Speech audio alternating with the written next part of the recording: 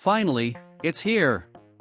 Absolute Wonder Woman #1 has dropped, and it's time to dive into all the details from this issue. New designs, weapons of the gods, this is a seriously badass Wonder Woman, and to top it off, she's using magic too.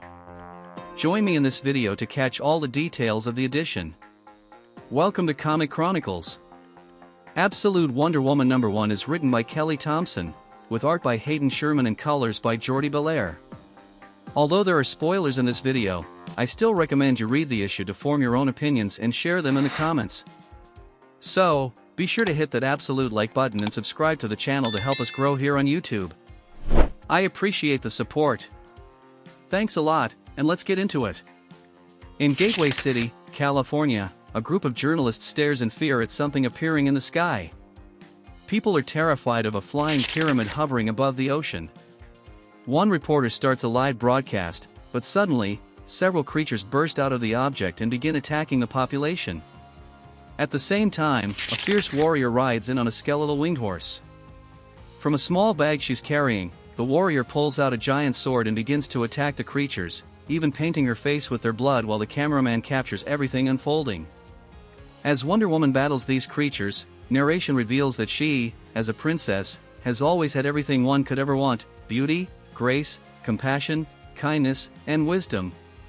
It's at this moment we learn that this new Wonder Woman uses magic and was raised in hell. She employs her magic with her bracelets to defeat all the demons. The comic then cuts to various flashbacks from years ago on the Wild Isle of Hell, which was the prison of the powerful sorceress Circe.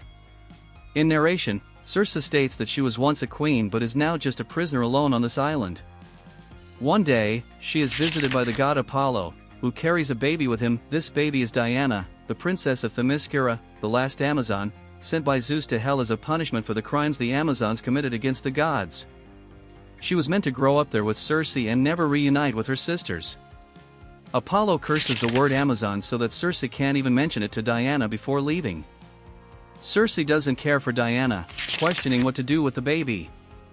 She doubts the child can survive there, but when a snake appears to attack, Diana throws it away, impressing Circe. Diana shows strength and kindness, winning over even the creatures around her. Eventually, even Circe grows fond of her and becomes like a mother to Diana.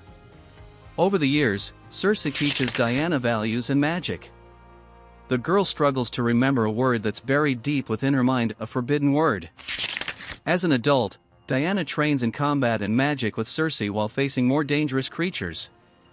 Circe tells her that the greatest proof of love in raising a child is letting them go. Back in the present, Diana has defeated all the creatures. She finds a soldier, urging him to evacuate the city and call the army to prepare for battle. As these creatures aren't truly dead, this attack is just a warning of what's to come. Diana emphasizes that there's no time to waste, and suddenly a giant creature rises from the sea. Diana faces the monster, declaring that the world is protected, revealing that the giant sword is Athena's sword, forged by Hephaestus. The creature doesn't heed Wonder Woman's words and attacks her with lightning. As Diana defends herself, Pegasus, her winged horse, intervenes, giving Diana the chance to use magic against the monster, but the attack fails. Harbinger Prime fires lasers from its eyes, summoning the defeated creatures. Diana dodges the Harbinger's lightning and retaliates using her bracelets, shooting a burst of power right back at the creature, which only infuriates it further. It then fires an even more intense blast, sending the Amazon flying away. The story flashes back again, showing Diana talking with Circe about the word stuck in her mind, a word she wants to say but fears.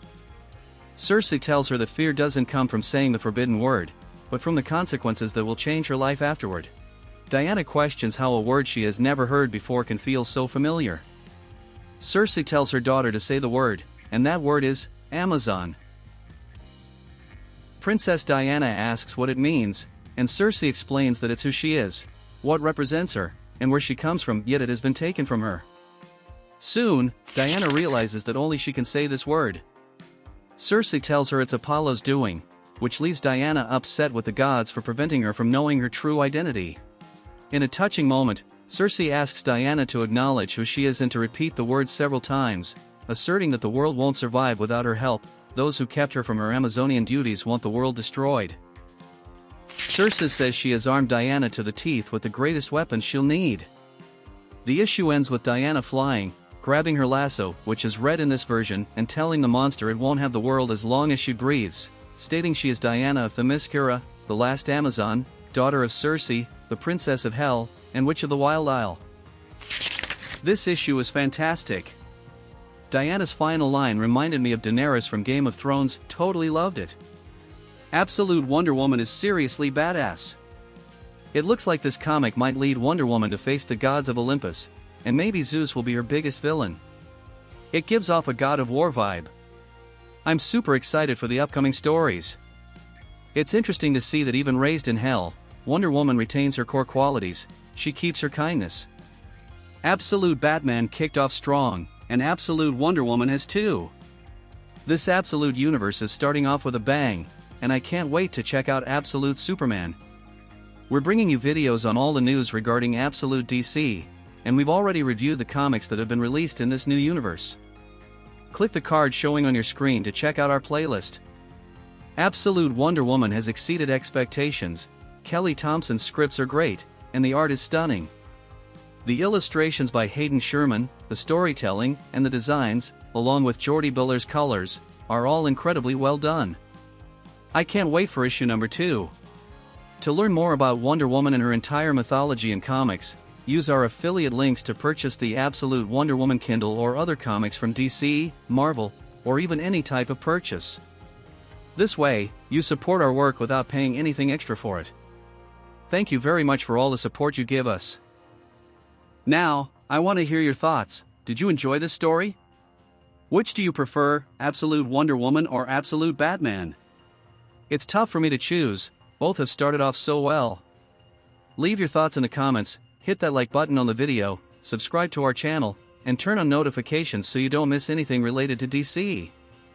Thanks a ton for watching the video all the way to the end, and see you next time.